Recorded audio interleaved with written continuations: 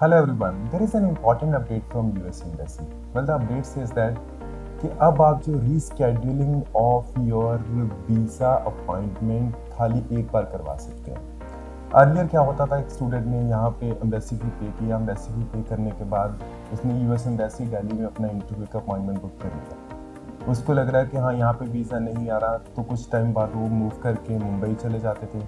फिर उसके बाद समझ आ रहा था यहाँ भी वीज़ा नहीं आ रहा, जब मेरा ट्रैवलिंग पॉसिबल नहीं है, मुझे दूर लग रहा है, फिर इसको रिस्केड्यूल करके वो चेन्नई ले जाते थे, हैदराबाद ले जाते थे, या फिर दोबारा फिर दिल्ली में आ जाते थे। तो ऐसे में क्या हो रहा था कि एम्बेसी को मैनेज करना मुश्किल हो रहा था कि एक स्टूडेंट बार बार यहाँ से वहाँ, वहाँ से यहाँ, यहाँ से वहाँ मूव हो रहा है। तो जो स्लॉट उनका खाली हो जाता है मूव होने के बाद, वहाँ पे उनको फिल करने में दिक्कत आती थी, और जहाँ पे उसने मूव किया है वहाँ पे उनको फिर नया स्लॉट देना पड़ता था। अल्टीमेटली इतना मूवमेंट होने के बाद उनके कहीं ना कहीं वीज़ा ऑफिसर फ्री बैठ रहे थे।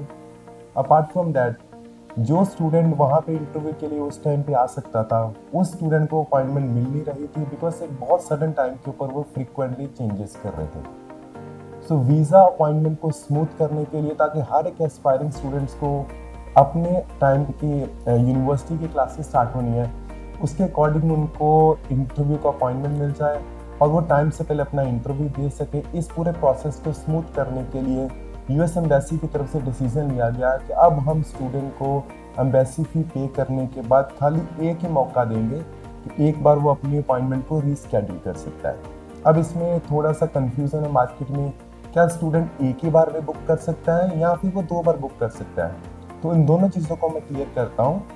आप अपॉइंटमेंट को 2 बार बुक कर सकते हैं। अगर मैं समझूं कि आपने पहले अपॉइंटमेंट मुंबई में लिया है और आपको लगता है कि अब मैं मुंबई की जगह से दिल्ली में जाके अपना इंटरव्यू दे दूं, तब वो मुंबई से दिल्ली में जाके इंटरव्यू हो सकता है।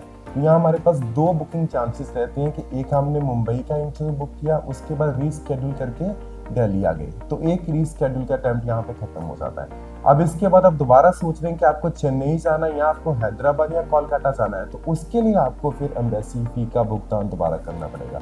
आपको नया चालान जनरेट करना पड़ेगा, या आपको ऑनलाइन पेमेंट करना पड़ेगा अपनी एम्बेसी फी का, तो दोबारा अपॉइंटमेंट को बुक कर सकते हैं। So by following this process, I think it's very good decision taken by the US embassy, ताकि जो यहाँ पे भीड़ होती है ना, मतलब जब हमारे क्लासेस स्टार्ट होती हैं तो स्टूडेंट को फिर अपॉइंटमेंट पेड में लेना पड़ता है, ब्लैक में लेना पड़ता है, तो ये चीज़ के लिए ऊपर इम्प्रूवमेंट जरूर आएगा। और अगर आप ऐसी और भी नई अपडेट चाहते हैं तो इस चैनल को एक बार जरूर सब्सक्राइब करें, हमारे इंस्टाग्राम पेज को फॉलो करें, बिकॉज यूएस से की सबसे पहले और सबसे अच्छी इन्फॉर्मेशन केवल आपको आईबीटी ही दे सकता है। Thank you.